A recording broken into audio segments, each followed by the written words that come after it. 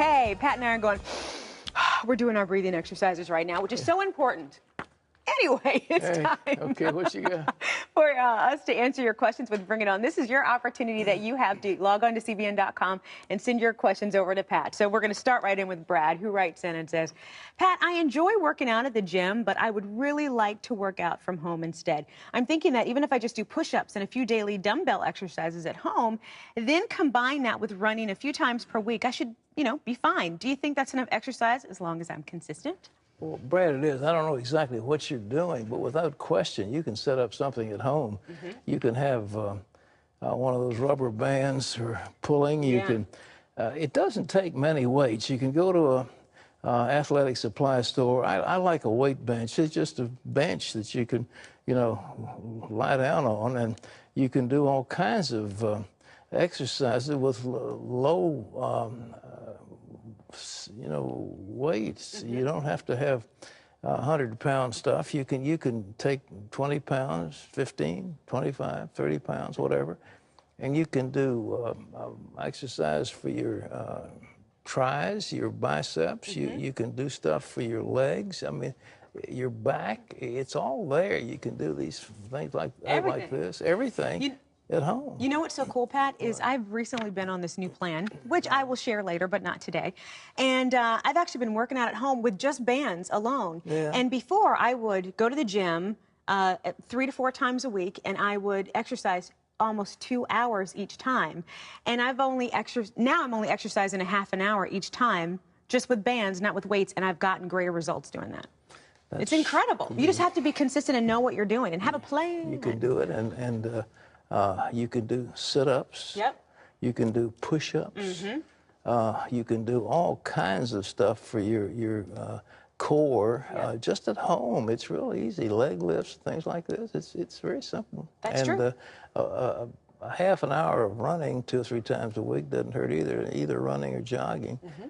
You got it, but make sure you're consistent. That's true. And just keep moving. All right. Well, we have a question for Natasha, and she says, Pat, I'm in my 40s, and I'd like to know what you think is good for maintaining a healthy digestive tract. Are there certain foods and/or supplements I should be having? I like Oat Bran. You can get it in a box. It doesn't taste terribly good, but you can cook it with oatmeal. Oatmeal is very good for you. Oat Bran mixed with oatmeal is good for you. Vegetables like carrots and celery and broccoli and these kind of vegetables.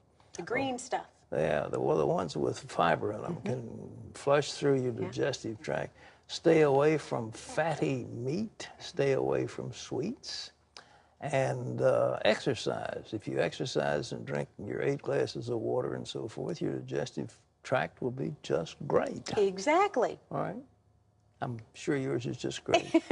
It is. It's wonderful. I'm sure. We don't want to get personal. I was about to say, Pat, don't want to get personal. That's right. What? But I feel free. Howard writes in and says, I know I'm supposed to eat plenty of fish to get omega-3 fat in my diet, but which types of fish are richest in omega-3? All kinds of tuna fish, codfish. What about salmon? I thought salmon was really good. Salmon. Well, it depends on. Salmon is kind of a mixed bag. It depends on where it's grown. The so-called Atlantic salmon is normally, grown in little fish farms, and they feed it cornmeal and things like that.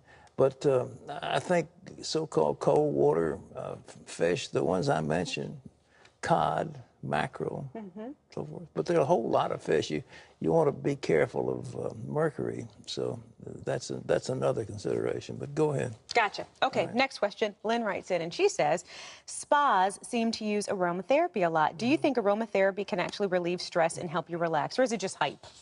No, I think a lot of it's hype, but I do think that, breathing the fragrance of lovely flowers, that's very relaxing. Isn't it, though? I love it. Yeah. And when you think about it, Pat, when we respond to our senses, what we smell, what we hear, what we taste, what we feel, if those are all in the hoo-ah zone, we can really relieve stress. You do that, huh? I do. Listen, I will take a bath. I will have my nice music on. I will have my candles. Oh, brother. Brother, I'm waiting for you to start going good. Well, I'm not into all those things, thank you very much, but the answer is there's a lot about aromatherapy that's just pure hype, but at the same time, there is some science backing up some of these things that it does relax you and makes you feel good. Well, do you ever take baths and like have candles and music on? I don't have candles and music on. I take showers. Just curious. Yeah, well, bath is nice. Yeah. Yeah, okay. All right. Anyway, Nathan writes in and says, Pat, what causes skin moles? Oh, this is a good question. I've had some since I was young, but some people don't have any at all. Is it in my genes or is it something else? How can I tell if a mole is cancerous? Good question. Nathan, it's, in my opinion, pretty much genetic, but it can be when it's cancerous. You have a serious problem, and it's often on your back where you can't see it. You have to look for irregular growth. You have to look for varied colors in the mole, and if it's growing extraordinarily, I mean, just going out of hand, you better see a skin doctor, a dermatologist, to see if they can't take them off. Usually, you can take those things off at a fairly early stage, and you don't get hurt. But if you let it hang around, these things can cause very, very serious cancer, and they can kill people. I was at the bedside of a man who died. He had a mole right down in his side. Yeah. He was overweight. He's a big guy, and they developed this mole and it killed him. So where does it come from? Well, it's cells that gone out of. Well, that's what all cancer is. The cells begin to proliferate out of control, and they grow and spread, and then they invade the rest of your body. So get after them. Don't just say, well, these are okay. But the average mole, I mean, hey, it's just one of those things, and most people have them. That's true. Hey, Pete, do you have time for more? One more? Okay.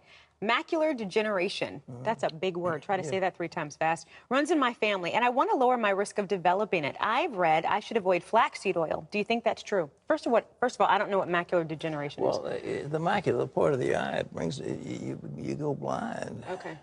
And the thing that is good for that is lutein, and if you take those particular vitamins, but lutein particularly, can help alleviate the problem with macular degeneration. But I don't know whether flaxseed causes anything with macular degeneration, but it doesn't hurt to have, like everything, you want circulation in your brain, you want circulation in your eyes, and you want those things like L-carnitine and stuff like that that will bring about the appropriate circulation. But macular degeneration is a very serious thing, and if you can do something to alleviate it, you're better off.